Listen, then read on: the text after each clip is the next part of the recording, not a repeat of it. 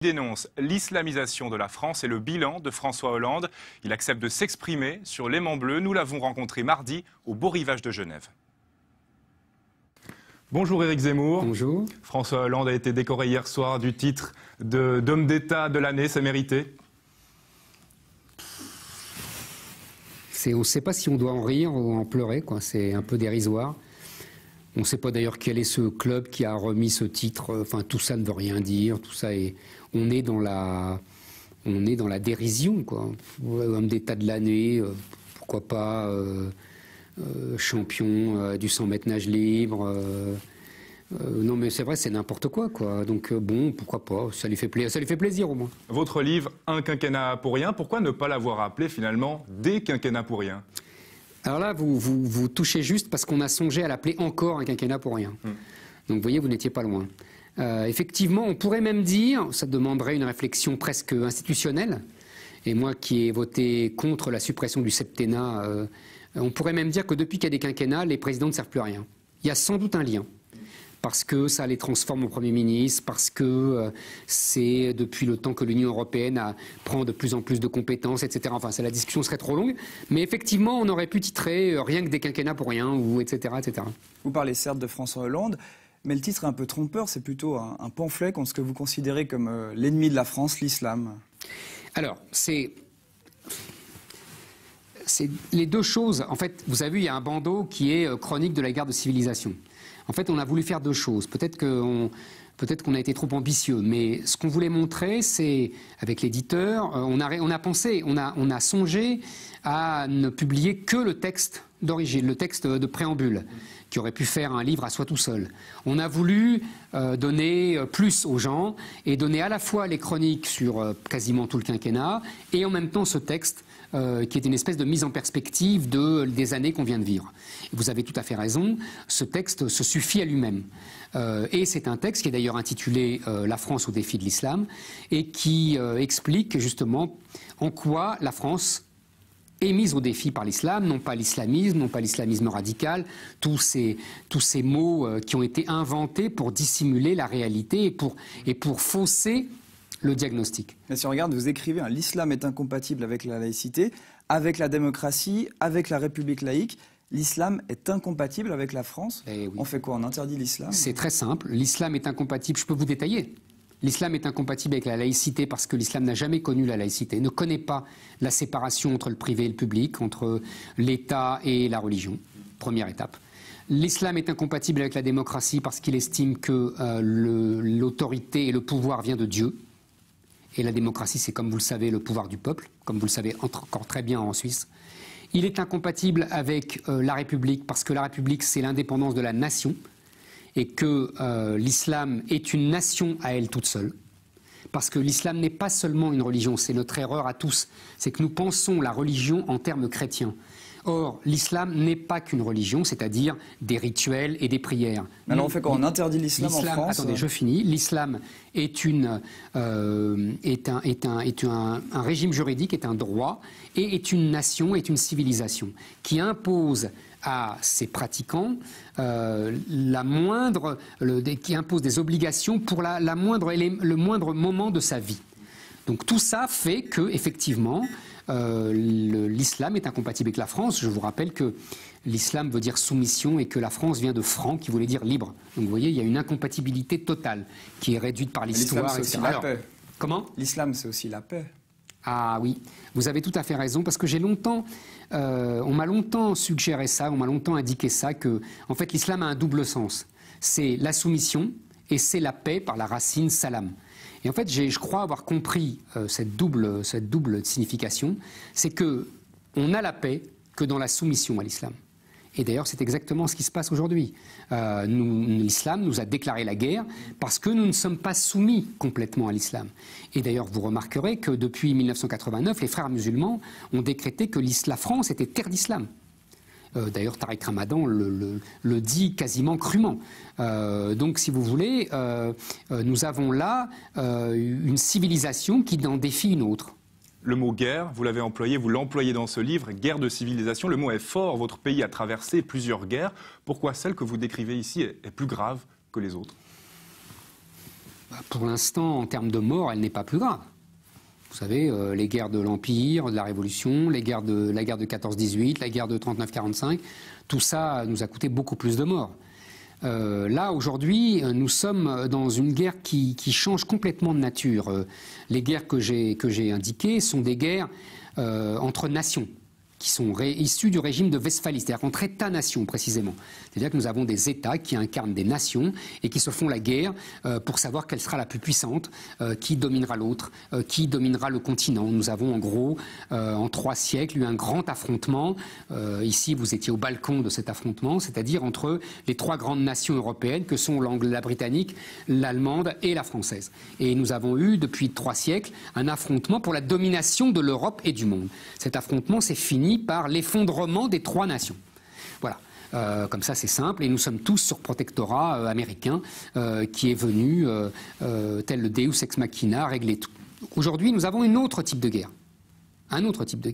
qui est le retour à une guerre pré-westphalienne, avant le traité de Westphalie, qui revient au Moyen-Âge, qui est une guerre qu'on a connue au 8e siècle, qu'on a connue au 9e siècle, qui est une guerre faite de razzias, faite d'actions ponctuelles, qui ont très bien connu, qui ont très bien agi, qui ont très bien fomenté les tribus arabes au 7e siècle, au 8e siècle. Et nous revenons peu à peu à cet affrontement entre l'islam et la chrétienté, et en particulier entre la France, parce que, je l'explique dans mon texte, la France est le cœur de la chrétienté. Depuis toujours, c'est de la France que soit l'islam a attaqué, soit il a été attaqué. Hein, je refais cette historique, etc. Donc là, il y a un conflit millénaire qui simplement renaît de ses cendres. Pour en revenir à l'identité, dont vous parlez aussi abondamment dans ce livre, il y a la question des prénoms. Respecter la culture française, c'est donner des prénoms français. Vous le dites, le contraire, c'est s'éloigner de la France. C'est colonisateur d'appeler son fils Mohamed. Alors, vous réduisez ma pensée.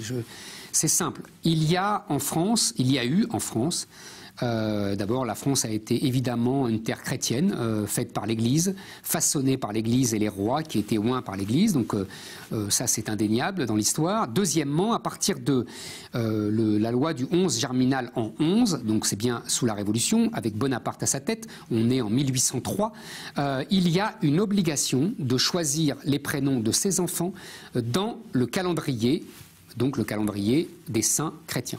Abrogée aujourd'hui, cette loi. Abrogée depuis 1993. Et on y reviendra, si vous voulez.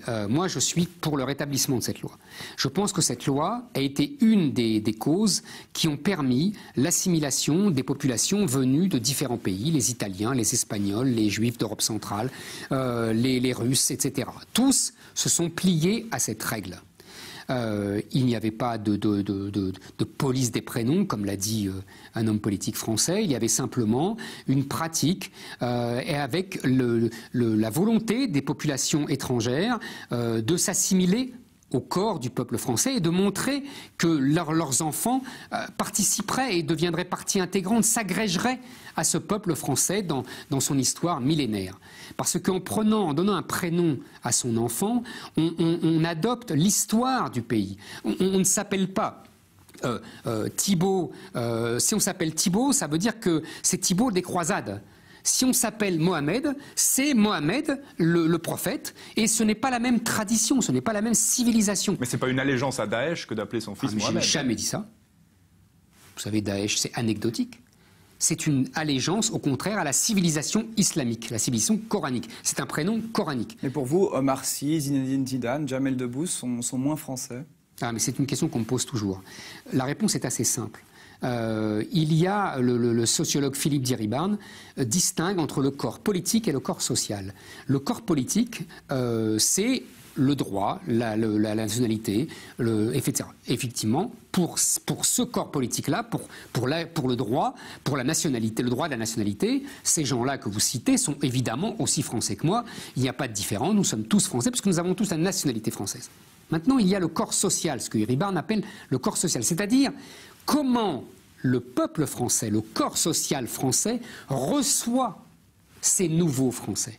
Vous savez, moi, je ne suis pas un Français de souche. Mes ancêtres n'étaient pas français. Ils ne sont français que depuis 1870. Donc je n'ai aucune prétention. Je ne prétends pas que mes ancêtres étaient là aux croisades. Je ne suis pas le cousin de La Rochefoucauld. Donc je sais ce qu'il faut faire pour devenir français. Et je dis que pour devenir français, mes ancêtres ont donné des prénoms français à leurs enfants.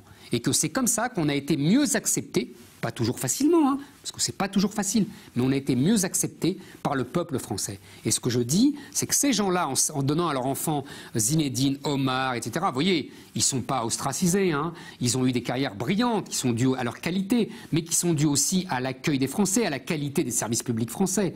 Hein.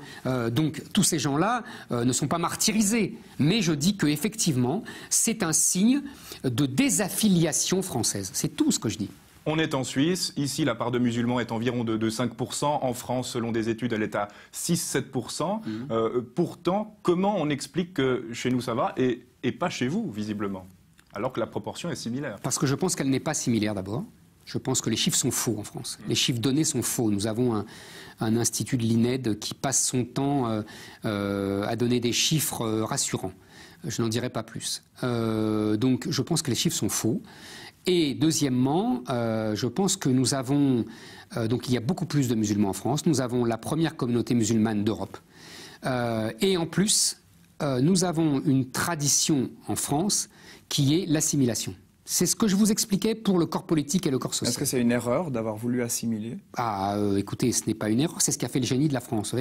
L'historien Fernand Braudel disait l'assimilation a permis l'intégration en douceur de générations d'étrangers. Et si on vous écoute, ça ne fonctionne plus en France maintenant? Ça ne fonctionne plus pour deux raisons, mais je l'explique. La première, c'est que les élites françaises y ont renoncé.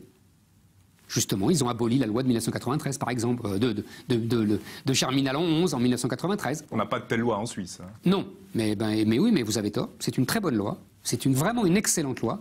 Et deuxièmement, parce que justement, l'islam n'est pas une simple religion, qu'elle est une civilisation, qu'elle est une nation, et que donc nous voyons petit à petit l'émergence d'un peuple dans le peuple, qui a d'autres références, qui a d'autres héros, qui a d'autres cultures, qui a d'autres modes de vie, et qui impose tout cela dans des territoires de plus en plus nombreux et importants.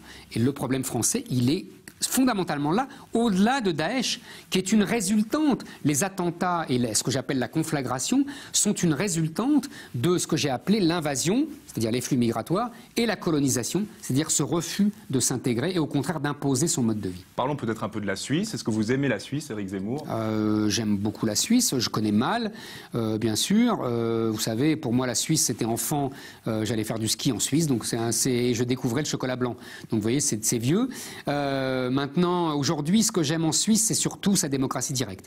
Je pense que avec la trahison des élites françaises et occidentales, très bien diagnostiquée il y a 30 ans par l'Américain Christopher Lasch, dans la révolte des élites, je pense qu'aujourd'hui, nous ne pouvons plus compter sur nos élites pour défendre le peuple.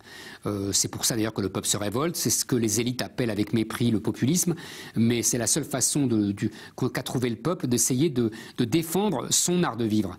Et donc il n'y a plus que la démocratie directe pour défendre le mode de vie du peuple. En France, personne ne semble être capable de répondre à vos attentes. Même Marine Le Pen est trop à gauche, c'est ça? Nous sommes dans une impasse politique en France. Nous sommes dans une impasse politique. C'est-à-dire qu'il n'y a pas de majorité politique pour défendre et pour incarner la majorité sociologique et idéologique qui se devient évidente et dont je suis une des expressions. Le succès de mes livres en est une des expressions, mais il y en a beaucoup d'autres. Et c'est une vraie impasse politique. Ce n'est pas la première fois dans l'histoire française qu'il y a des impasses politiques, c'est-à-dire qu'il y a des décalages entre la majorité sociologique et idéologique et la majorité politique. Ça se traitera avec le temps et en général, en France, ça se traite dans le sang. Mais c'est le drame français. Un pronostic pour la présidentielle? Qu'elle sera aussi inutile que celle de 2012. Vous voterez pour qui, Éric Zemmour? Ça ne vous regarde pas d'abord et puis on verra bien. À chaque apparition médiatique, vous suscitez soit l'indignation, soit l'adoration. Il y a eu des centaines de plaintes déposées contre vous auprès du CSA la semaine dernière après un passage télévisé. Être détesté, ça vous excite?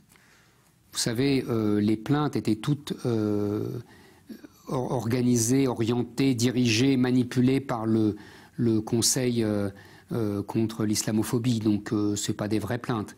Deuxièmement, je ne suis pas détesté, je suis au contraire très aimé, mais par les Français. Je suis détesté par une petite caste médiatique qui refuse le débat, qui aboie, qui insulte, qui invective. Ça ne m'excite pas, ça m'indiffère. Ça ne vous donne pas envie des fois de dire stop? Vous êtes père de famille, vous avez des enfants. Vous savez, ça ne sert à rien. Donc il faut accepter. Vos moments d'évasion, Éric Zemmour? Entre autres, la littérature française. On rappelle votre livre, Un quinquennat pour rien. Merci beaucoup, Éric Zemmour, d'avoir choisi Les Mains Bleues. Merci à vous. Retour